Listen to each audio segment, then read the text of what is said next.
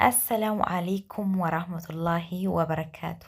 ውድና የተከበራችሁ የፈረሰኛዋ ፋሚሊዎች እንዴት ናችሁ? ደህና ናችሁ ወይ? እኔ በጣም ሰላም ነኝ። ሀባይቢ በያላችሁበት ያላ ሰላምና እዝነት ይብዛላችሁ እያልኩኝ ዛሬ ደግሞ እንደተለመደው ከአንድ ወር በፊት ያመጣውላችሁን የወርቅ ዋጋ ዛሬም ይዤላችሁ መጥቻለሁኝ። አብራችሁ እንዲቆዩ በአክብሮት እየጋበዝኳቸው እኔም ደግሞ እንግዲህ ዛሬ ይዤላችሁን የመጣሁትን አዲስ ነገር ያለምንም ስስት ለእናንተ የምነግራችሁ ይሆናል ማለት ነው። እና ሀባይቢ በመጀመሪያ በጣም ይቅርታ ለካሜራ ጥራት፣ ለአቀራረጼ፣ ለምሰራቸው ጥቃቅን ስህተቶች በጣም ይቅርታ ማለት ነው። ካሜራው ላይ እይታ ደስ የማይል ወይም ደግሞ የተስተካከለ አቀራረጽ አይደለም።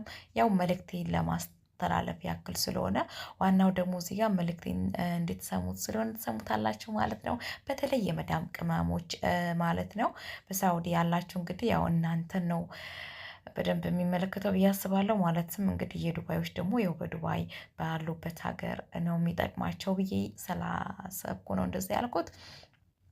ስለዚህ እናንተ ማበረታታችሁን ቀጥሉ። ግን ሀባይቢ ማለት ነው በቃ ሴት ልጅ ማለት ነው የምር ነው የምላችሁ፣ ሴት ልጅ ወርቅ ይኖራት። በቃ ሴት ልጅ ወርቅ ይኖራት ይኖረን። አላህ ሱብሃነሁ ወተዓላ ከሰፊው ርዚቁ ከመልካም ስጦታው ይስጠንና ያብቃቃን። የምር በቃ ሴት ልጅ ወርቅ ሲኖራት ደስ ይላል። ባይዘዌ ሴት ልጅ በተፈጥሯ ወርቅ ናት። ወርቅ በወርቅ ላይ ሲሆን ደግሞ በቃ ጨረቃ ነው የሚሆነው። ወርቅ በወርቅ ላይ ዳይመንድ አይሆንም አይደል? ብቻ ሌላ በቃ የሆነ ቃላት የማይገልጸው ነገር ነው ለእኔ ማለት ነው። እና አላህ ይረዝቃችሁ ማለት ነው ወዶቼ፣ አላህ ይስጣችሁ። ነገር ግን ለመግዛት ያሰባችሁና ዛሬ ነገ የምትሉ ፈጠን ብላችሁ ብትገዙ መልካም ነው ብዬ አስባለሁ። የወርቅ ዋጋ ዛሬ ይቀንሳል ነገ ይቀንሳል ተብሎ የሚገመትና የሚታሰብ ነገር አይደለም። የምታስቡ ሰዎች ካላችሁ ደግሞ ተሳስታችኋል ማለት ነው።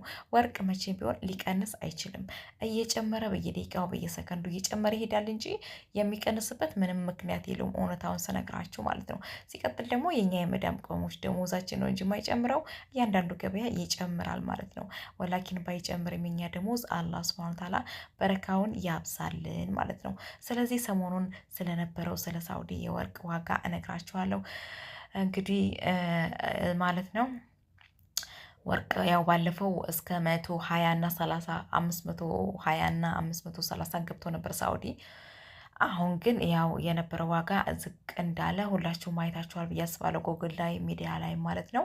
ሆኖም ግን ዝቅ አለ ወይም ቀነሰ ማለት ልንረጋጋና ወርቅ ልንገዛ ያሰብን ወደ ኋላ እንድንል የሚያስችል አይደለም ማለት ነው። ካሰብን ይልቅ ተበድረንም ቢሆን ቶሎ ቀልጠፍ ብለን ገዝተን ማስቀመጥ ይኖርብናል ብዬ አስባለሁኝ። የምሬን ነው የምላችሁ። ግዙ ወርቅ። እኔ እስከ ዛሬ አለመግዛት ይቆጨኛል። ይህን ያክል ዓመት ሰው ስደት ላይ ኖሮ ወርቅ ሸመትመት አድርጎ አለማስቀመጥ ማለት በጣም ነው የሚያሳዝነው ማለት ነው። እና ውዶቼ ማለት ነው እንግዲህ የዘመኑ ዋጋ ማለት ነው። በዚህ ሰሞን በዚህ ሁለት ቀን ውስጥ የተገዛቸውን ወርቅ ብዙ ያካትቻታለሁ ያሳያቸዋለሁ ማለት ነው። ያው ከ500 ብር በላይ ነው የሚጠሩት 520 510 515 ይላሉ። ወላይክን ትክክለኛ ዋጋው 500 እና 495 ይሸጣል ማለት ነው። ነገር ግን እሱም ባለፈው ሳምንት ነው። አሁን ላይ ጨምሮም ሊሆን ይችላል ማለት ነው። እኔም ያው ለመፖሰት ስለዘገየሁኝ ነው የወርቅ ዋጋ ያው እንዲጨምር ታውቃላችሁ። ነገር ግን ግዙ በቃ እና ግዙ ነው የምላችሁ ማለት ነው። እየጨመረ ነው ከቀን ወደ ቀን ማለት ነው ይጨምራል። ልክ የኛ ሐዋላ በጨመረ ቁጥር ይጨምራል ማለት ነው። 500 ብር መግባቱ ራሱ ተአምር ነው። 500 ብር ድሮ እኮ ቆንጆዬ ቀለበት ትልቅ ይገዛ ነበር። ዛሬ 500 ብር ገብታ ይዛችሁ ሄዳችሁ ምንም ነው የማትገዙት። እንግዲህ ይቺ ልብ ቅርጽ ያላተው ቀለበት እዩዋት እንዴት እንደምታምር ማለት ነው። ይችን ነው ሰሞኑን የተገዛችው ማለት ነው። የገዛሁት ደግሞ እኔ አይደለሁም። እሺ እኔ አይደለሁም የገዛሁት ደግሞ እኔ እንዳልመስላችሁ ማለት ነው። የገዛችው አክስቴ ናት ማለት ነው። እና ያው ገዝታ እያጌጠች ነው እላችኋለሁኝ። እንደዚህ ልባም ሆኖ ሴቶች የምር ልባም ሴት ቶሎ ጌጣጌጧን ገዝታ ያዝ ማድረግ ነው ያለባት። እና ይቺ ቀለበት እንደምታዩት እስኪ ስንት ትገምታላችሁ? የምር ጥሩ ናት ብዬ ነው የማስበው። አሁን ላይ ባለው ዋጋ ጥሩ ናት። ከዚህ በላይ ልትጨምር ትችላለች። እና በጣም ቆንጆዬ ናት፣ ታምራለች። ዲዛይኗ ምናምን 21 ካራት ናት። በጣም ምርጥ ናት እና 1000 ምናምን የተገዛቸው 1000 ምናምን። ስለዚህ እናንተም ጨክናችሁ ግዙ ማለት ነው። 1200 እና ግዙ። በጣም አሪፍ ናት ማለት ነው። ከሰማነው ዋጋ አንጻር እንደዛ ላይ ተሰቅሎ አሁን ደግሞ ትንሽ ተረጋግቶ እንደዚህ መሆኑ እጅግ በጣም ደስ ነው የሚያሰኘው። ያ ታምራለች ማለት ነው።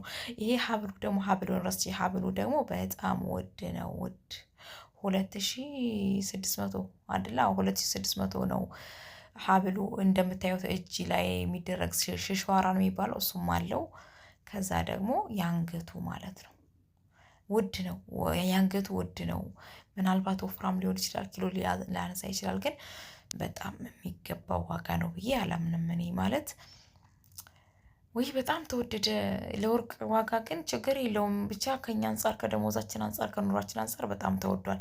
ግን ቢሆንም ግዙ፣ ወላሂ እኔ ግዙ ከማለት ወደኋላ አለም። ሞልቶላችሁና ተሳክቶላችሁ ሳይሆን ግዙ ማጌጥ ስላለባችሁና የሆነ አጋጣሚም ከባድ አጣብቂ ነገር ቢከሰት መልሳችሁ የምትሸጡት ነገር እስከሆነ ድረስ ይቀመጥላችኋል ማለት ነው። ለድምፄ ይቅርታ እንቅልፍ ሰዓቴ ስለሆነ ነው ማለት ነው ድምፄ እንደዚህ የተቀያየረው ማለት ነው ሀባይቤ።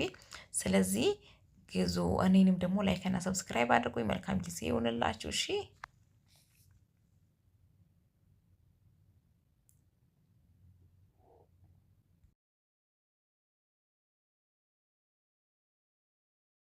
Yeah.